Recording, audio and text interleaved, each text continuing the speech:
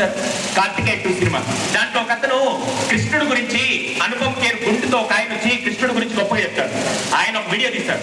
కావాలంటే ఆ వీడియో మీరు సోషల్ మీడియాలో యూట్యూబ్ లో వెళ్ళినట్టు కనబడుతుంది. ఒక 7వ క్లాస్ చదివే పిల్లాడు ప్రోగ్రెస్ రిపోర్ట్ ఇంట్లో ఉంది. అవును, ప్రోగ్రెస్ రిపోర్ట్ లో ఎవరు సంతకం పెట్టాలి? పేరెంట్స్. వీడేం చేశాడు తెలుసా? మార్కులు తక్కువ వచ్చాయి, ఎక్కడ నాన్నని చూపిస్తాడన్న భయంతో నాన్న సంతకం ఫోర్జరీ చేద్దామని అక్కడ దాకా వెళ్ళి మళ్ళీ ఎక్కడో తప్పు చేస్తున్నాడని చెప్పి భయపడి నాన్న నేర్పించిన వాల్యూ చంపకూడదని చెప్పి కాపుగా అలాగే పెడుతున్నాడు. ఇంతలో అమ్మ డైనింగ్ టేబుల్ దగ్గర పిలిచింది, అరే డిన్నర్కి రా. వీడు నేరుగా తల దించుకొని అలాగే వెళ్ళాడు. వాళ్ళ నాన్న అప్పుడే వచ్చి, ఏరా నీకు ఈరోజు ప్రోగ్రెస్ రిపోర్ట్ తీసుకురా అన్నాడు. పక్క నుంచి వాళ్ళ అమ్మ చెప్తుంది, ఏమంటే తినేవండి పర్లేదు ఒక నిమిషం అని. వీడు లోపలికి వెళ్ళి అలాగే తల దించుకొని ప్రోగ్రెస్ రిపోర్ట్ తీసుకొని పెట్టి, ఈ రోజు మా నాన్న నన్ను బెల్ట్ తో కొడతారని డిసైడ్ అయిపోయి తల దించుకుంటాడు. వెంటనే పక్క నుంచి వాళ్ళ నాన్న ఏం మాట్లాడుకుంటూ సంతకం పెట్టేశాడు. వీడికి ఏం అర్థం కాదు, ఏంట్రా మా నాన్న తిట్టలేదు కొట్టలేదు అనుకుంటే వాడు తల దించుకున్నాడు. పక్క నుంచి వాళ్ళ నాన్న అడిగాడు, హే బిట్టు నీ ర్యాంక్ ఎంత వచ్చిందని అడిగాడు. వెంటనే వాళ్ళు తల దించుకొని చాలా బాధలో 49వ ర్యాంక్ వచ్చిందన్నాడు. వాళ్ళ నాన్న అడిగాడు మళ్ళీ, బిట్టు క్లాస్లో ఎంతమంది ఉన్నారు? 50 మంది ఉన్నారని చెప్పాడు. 50 మందిలో 49వ ర్యాంక్ వస్తే ఏం చేస్తావు మనకు బాగా తెలుసు.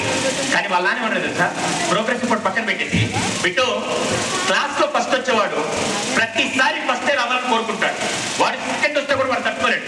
సెకండ్ వస్తే డిమోటివేట్ అయిపోతాడు. సెకండ్ వస్తే నేను దేని పరికరాన్ని ఫీల్ అయిపోతుంటాడు. వాడికి ఇంప్రూవ్ చేసుకోవడానికి ఏముండదు. కానీ నీకు తెలుసా, ఈసారి 49th ర్యాంక్ వచ్చింది, నెక్స్ట్ టైం ట్రై చేస్తే 38th ర్యాంక్ వస్తుంది, నెక్స్ట్ టైం ట్రై చేస్తే 27th ర్యాంక్ వస్తుంది, నెక్స్ట్ టైం ట్రై చేస్తే 16th ర్యాంక్ వస్తుంది.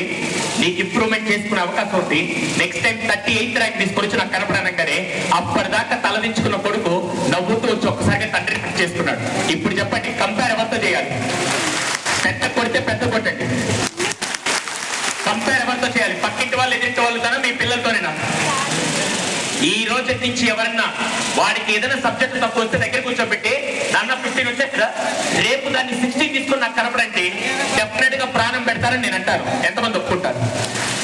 దయచేసి ఈరోజు నుంచి పిల్లలు వేరే వాళ్ళతో కంపేర్ చేయకండి. అలా కంపేర్ చేసేపరైతే అక్కడ కూర్చోన్నారు కదా సాయి చరణ్, ఈ పాటికి ఎక్కడో సాఫ్ట్వేర్ లో ఐఐటి జాబ్ అంటే కదా, ఆబ్వియస్లీ ఐటీ జాబ్ లో కూర్చొని ఉండాలి. జీ తెలుగులో అక్కడ జీ తెలుగేనా సరిగమకి వెళ్ళి అక్కడ ఫైనలిస్ట్ అవ్వాల్సిన అవసరం లేదు. నువ్వు ఈ పాటికి సిస్టమ్ ముందుకు వచ్చి నన్న అని కొట్టుకుంటూ ఉంటే ఆ రోజు ఎవరో కంపేర్ చేయలేదు. కాబట్టి ఈ రోజు చీఫ్ గెస్ట్ గా, sorry one of the guest గా ఈ రోజు ఇక్కడ కూర్చున్నారంటే అతన్ని అతనితోనే కంపేర్ చేసుకొని ఈ రోజు పొజిషన్ సరిపోయిందా? ప్రణవ్ తనకిష్టమైన ఫీల్డ్ లోకి వెళ్ళి ఈ రోజు అక్కడ కూర్చోన్నాడు. మై సిన్సియర్ రిక్వెస్ట్, ఈ రోజు నుంచి పిల్లలతో ఎవరితో కంపేర్ చేయకండి. First point. Second most important, అమ్మ మా దగ్గర రెగ్యులర్ గా కౌన్సిలింగ్ కేసులు వస్తుంటాయి. పిల్లలని